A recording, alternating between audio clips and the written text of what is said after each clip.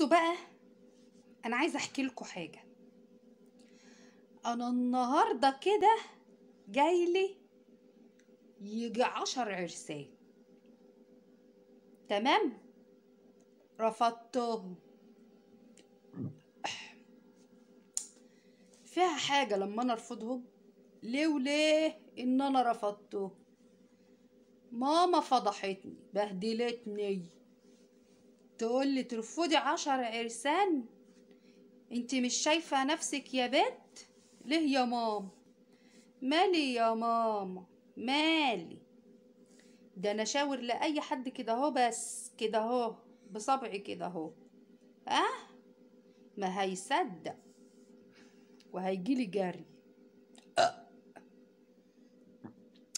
في ايه؟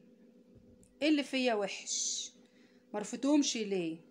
ده انا لازم اقعد وانقي احسن واحد، وسيم وامور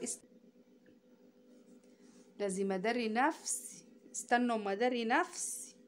احسن اتحسد الله عليا وعلى جمالي، ده انا قمر. قمر والنبي قمر وعسل. انتوا عارفين انا بقف ابص لنفسي كده في المرايه بقول يا اختي كميله، يا اختي عسل، ايه الكمال ده حبيبه ماما. مش حاسين بقيمتي، ما بيفهموش، ما بيفهموش حاجه. ده انا نسمه في البيت وفراش لهلوبه لهلوبه.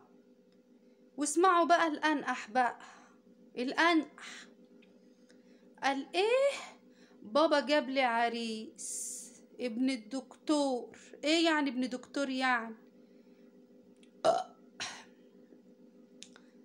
ليه وليه ان انا رفضته؟